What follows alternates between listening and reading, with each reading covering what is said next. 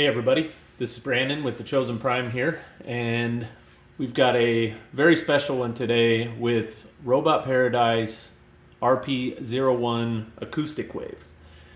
I know I've been excited for this. I know a lot of you have as well. We have started receiving these guys, and we will be getting them shipped out as we receive them. They are going to be coming in some waves over the next probably week and a half to 2 weeks. So we're going to have to be patient, please, and we will get them out as quickly as possible. We're doing the best we can, but we are at the mercy of the shipping providers at this time.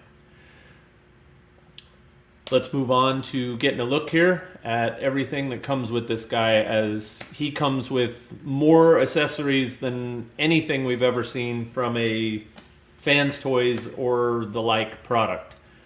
First thing we'll take a look at is our red tape, who is aptly named Fibreer. I will let you guys sort out what that means in your spare time. But we'll just take a quick look at our transformation here, as he's pretty simple to get done.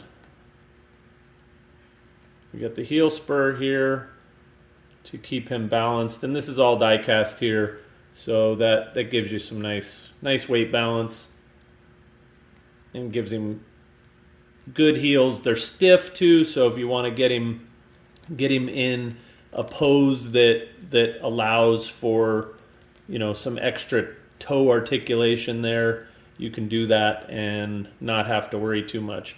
Now this joint is a little strange the way that this is done, so you want to kind of rock this a little bit back first and bring it around.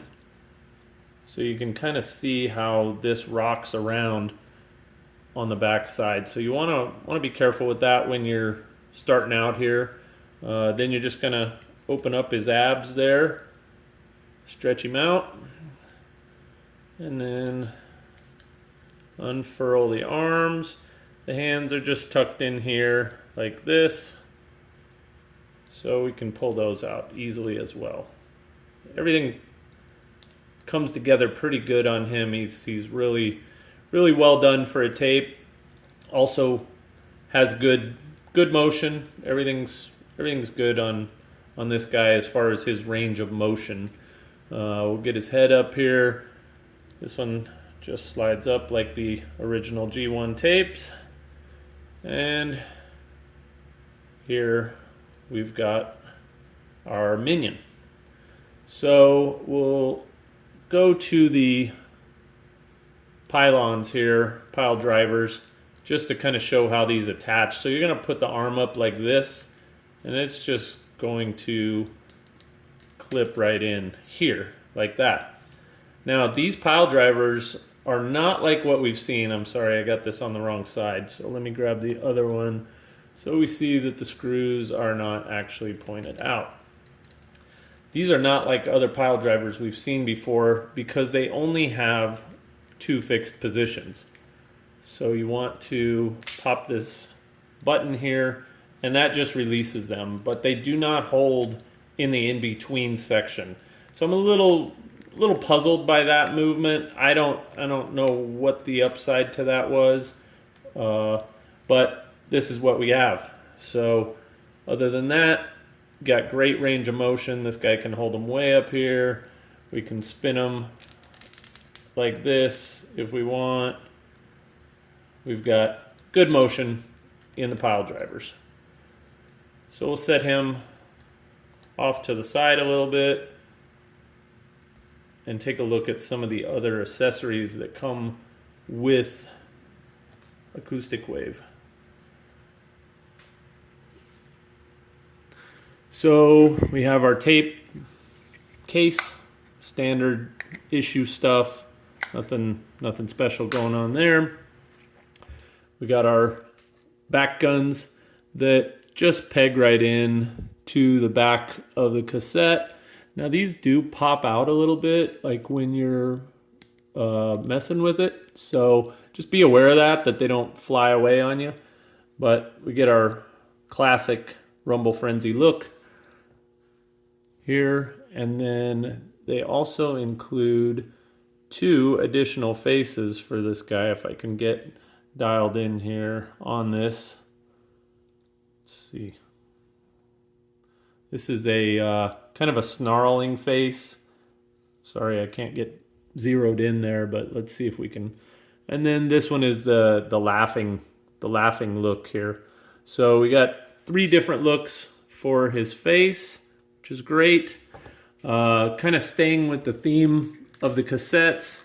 If I take his chest and pop it in, we've got our Energon cube. I'm sure it won't take long for somebody to come up with a filler for this to make it pink, but this just clips right on here, and you can make the Energon cubes. So everything's pretty standard for what we've seen from Soundwave on those items. Now, they give us a additional detailed version of the glass for his chest, which is a nice little add in there. It's got some patterning here if you want more of a toy look. So we got that. Next up, we'll take a look at his cannon here, which this they gave excellent articulation to. It can go flat if you want it flat. You can tilt it up, tilt it sideways. It's never really in the way of his head too much. So you can see that he can look this way and still have clearance there to give you a nice look no matter what you're trying to do. We'll go into some of these other detailed pieces in just a moment, but I want to take a second to show you guys these shoulders because they are very tight. This hinge right here, or this clip, goes right in here. So when you clip it in, it is extremely tight on this copy. I'm sure that most of the other copies will be similar, and it takes some real force to get in there. I don't know if there's something that's going to help that from time, as you do it, but it's super solid. What you can do to help it come out is you can see the tab back in here, and you can actually kind of help force that out from the inside if you have a plastic spudger or something. And I definitely recommend doing that because it takes a great deal of force to get this in. And I don't want to see a bunch of broken arms on acoustic waves as we go. But it is incredibly tight, so do be careful with that. I want to make sure everybody's happy with their figure and keeps it unbroken, and hopefully avoid having to contact fans toys for a bunch of extra shoulders, arms, so on. The other detail that I really like that they're starting to do on these figures is the hands. We're getting a much more organic looking hand now, rather than these square, blocky, previously done hands. So they're just more rounded, more articulation in the fingers, more real looking to what we've seen in the animation. You've got additional wrist swivel now that also is making for a really nice posable figure. Good double joints in the elbows, legs, great articulation there as well. So I think this is probably one of the more posable Fans Toys figures we've had. We got the ab crunch here. So we have swivel. You can get additional swivel if you kind of pull the backpack free. You can actually get some additional swivel if you really want something severe. But really, with the backpack on, it's probably about as far as you need to go. So the other thing we can take a look at here is we got the second head. If you like the yellow eye look of the toy, we got that available as well. Speaking of the toy, we've got these leg panels, and they just clip in place. They're very simple attachment there. So they're just going to go on like this, and then you clip this down here, And again, you kind of have a more toy look, or you can stick with the cleaner look, though it does leave these exposed on this side. So if you want to pop that in, you can do that by simply attaching like that. Next up, we've got our shin pieces that go in here. Now these, again, are more toy accurate, so they're gonna go in here like this. I'm not gonna pull them off because all this has to come undone. So we're gonna move on to the next ones, which are the knee pieces. Those actually go in place here. And again, they just pop right off. There's nothing too hard about getting those on and off. Just pop the new one in place like that. And you get your more toy accurate look. Same thing with the shoulders. You can get that different cover on the shoulder as well for your front shoulder piece. And the last one is this little tab right here, which we can get off without too much trouble, I think. Yeah. So if you want to go with the red knee, you can easily do that. So they give you quite a bit of variation with your figure. So let's go ahead and just take a quick look, if I can, for you. I'll show you both ways. We'll do one leg one way and one the other, so you can see both looks.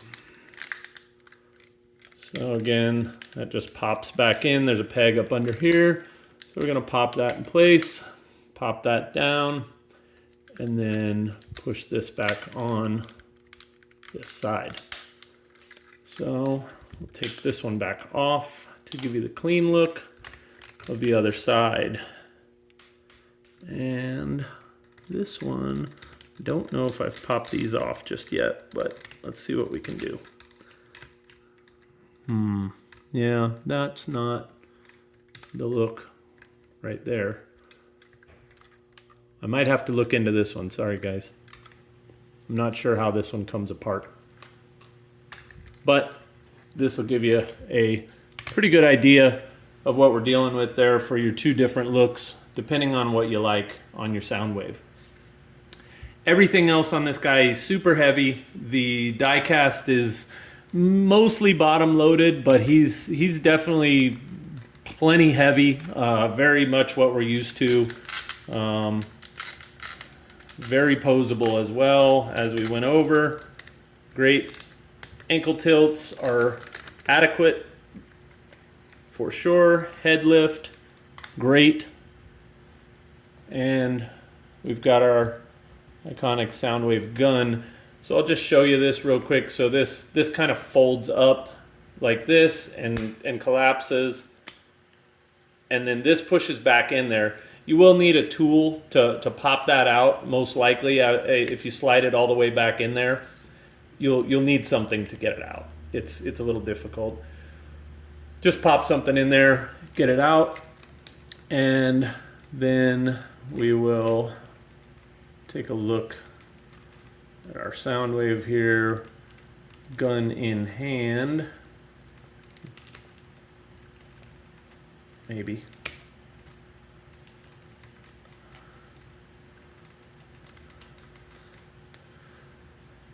And that is what we've got from Robot Paradise. And it is a beautiful replacement for an aging MP13. I think everybody is going to be more than happy with this and looking for the Sound Blaster repaint soon. Hope you guys have enjoyed the video. Again, we will get these pre-orders out as quickly as possible. Remain patient with us, and we certainly appreciate all of your loyalty. Thank you.